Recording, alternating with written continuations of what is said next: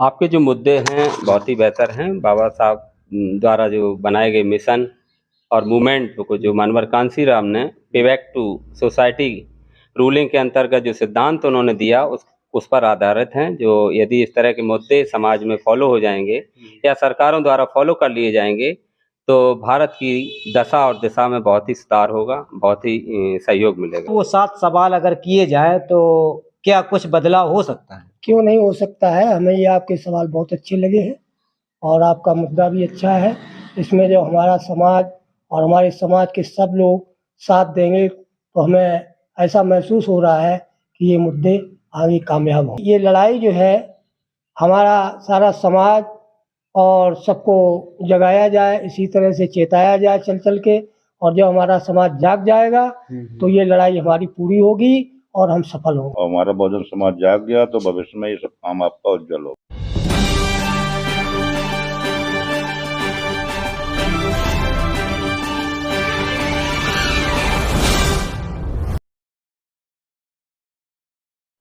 सरकारें बिगड़ती हैं, आप लोगों की जो समस्याएं हैं उनका मुझे तो नहीं लगता कि समाधान होता।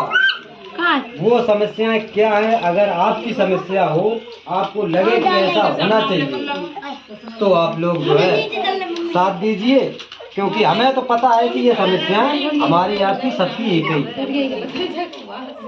मौलिक अधिकार रक्षा मिशन जिस तरह से बाबा साहब ने संविधान को लिखकर हम लोगों को जो सुख सुविधाएं संसाधन दिए, हक अधिकार दिए, उनका जो सरकारें हनन करती हैं। अब थोड़ी देर 5 मिनट शांति से बैठ जाओ। यह है कि मौलिक अधिकार रक्षा मिशन की जो पहली मांग है वो है सरकारी विद्यालयों को प्राइवेट विद्यालयों से बेहतर बनाया जाए, क्योंकि हमारे यहाँ के गरीब तबका के बच्चे सरकारी विद्यालय में ज़्यादा पढ़ते हैं, प्राइवेट में बहुत कम।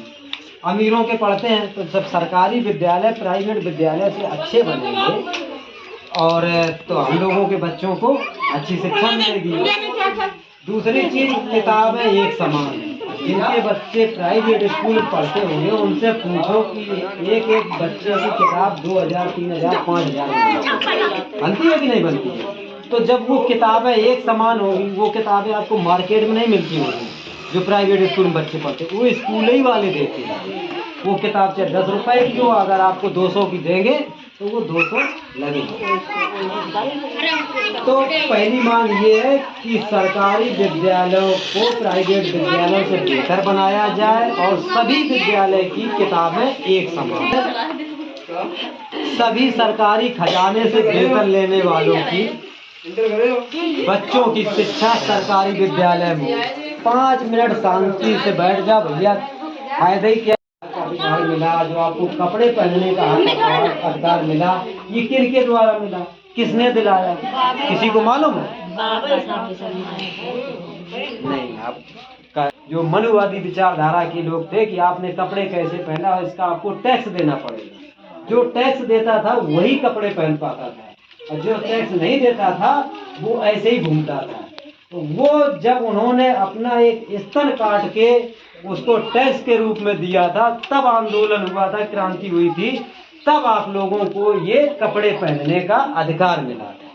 आपको ये शिक्षा का अधिकार कब मिला? शिक्षा का अधिकार जो राष्ट्रपिता हमारे ज्योतिबा राव फूले का नाम सुना है? किसी ने सुना है? उनकी पत्नी थी सावित्रीबाई फूले। उन्होंने अपनी पत्नी को पहले पढ़ाया।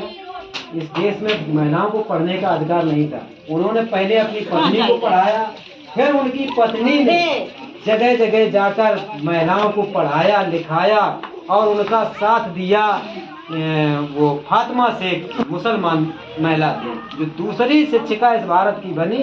प्रथम सावित्रीबाई फूले, दूसरी फातिमा शेख जी।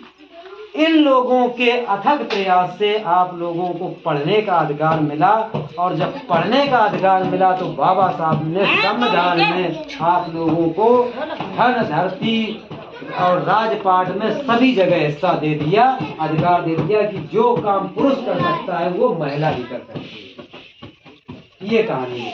अब आ जाते।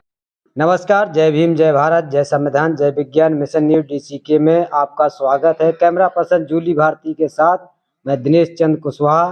आज आपको बताना चाहूँगा, दिखाना चाहूँगा ग्राम उम्मेदपुर के जो निवासी यहाँ पर बैठे हैं। यहाँ पर हम लोगों ने कुछ चर्चा की है बाबा साहब के मिशन के बारे में, कुछ मूलभूत मुद्दों के बारे में बात की है। तो उस पे जानना चाहेंगे, समझना चाहेंगे कि क्या जो हम लोगों ने मुद्दे रखे आप लोगों के समक्ष, आपके बीच में, वो सही थे या गलत थे, उस पर थोड़ा विचार चाहेंगे। तो सबसे पहले हम थोड़ा समझ चाहेंगे, आपसे भी जानना चाहेंगे, जो 15 मुद्दे रखे उनमें आपको क्या कैसा लगा?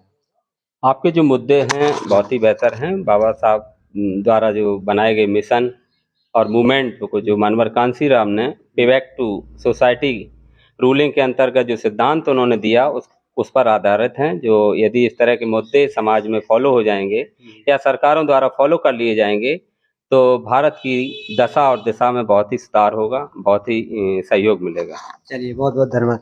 इसी बीच में हमारे साथ अंकल जी हैं। अंकल जी से जानना चाहेंगे, जिस तरह से 15 बिंदुओं को आपके समक्ष रखा और जो 7 सवाल मौलिक अधिकार रक्षा मिशन के माध्यम से जो वोट मांगने वाले प्रत्याशियों या चमचे जो आते हैं, भगोने तो बहुत कम आते हैं, चमचे ज्यादा आते हैं, मानवर साहब ने जो चमचा योग कहा था, उनसे वो 7 सवाल अगर किए जाए तो क्या कुछ बदलाव हो सकता है? क्यों नहीं हो सकता है। हमें ये आपके सवाल बहुत अच्छे लगे हैं और आपका मुद्दा भी अच्छा है। इसमें जो हमारा समाज और हमारे समाज के सब लोग साथ देंगे तो हमें ऐसा महसूस हो रहा है कि ये मुद्दे आगे कामयाब होंगे। जी, और क्या कहना चाहेंगे अपनी तरफ से, कुछ कहेंगे आप?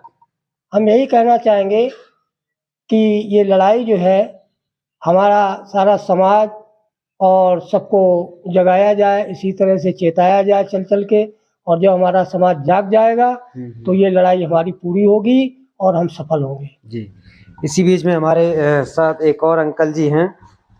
जानना चाहेंगे आप अंकल जी, जो बिंदु हम लोगों ने रखे 15 बिंदु और 7 सवाल, ये आपको कैसा लगा? हमें बहुत अच्छा लगा ये चीज आपकी, और हमारा बहुजन समाज जाग गया तो भविष्य में ये सब काम आपका उज्जवल होगा। तो देख सकते हैं और भी लोग हैं, सभी से थोड़ा आप क्या कहना चाहेंगे? मेरा समाज जाग गया है तो वहाँ से आप क्या कहना चाहेंगे अंकल? थोड़ा खोल के बोला मेरा ये समाज आगे बढ़े जी, और आगे अच्छा ये लगेगा, सभी समाज सुधरेगा। आप देख सकते हैं किस तरह से जो 15 मांगे हैं, जो 15 मुद्दे हैं, आप क्या कहना चाहेंगे? 15 मांगे और 7 सवाल जो सब बढ़िया है साहब। अच्छा, ये होना चाहिए, ये होना चाहिए जी।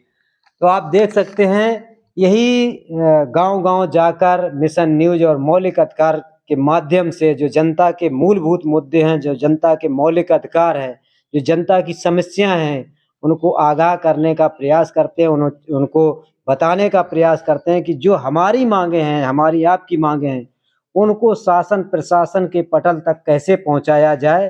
तो इन्हीं बिंदुओं पर जगह जगह जाकर लोगों से चर्चा करते हैं। तो इसी के साथ इस वीडियो को समाप्त करते हैं। जय भीम, जय भारत, जय संविधान, जय विज्ञान।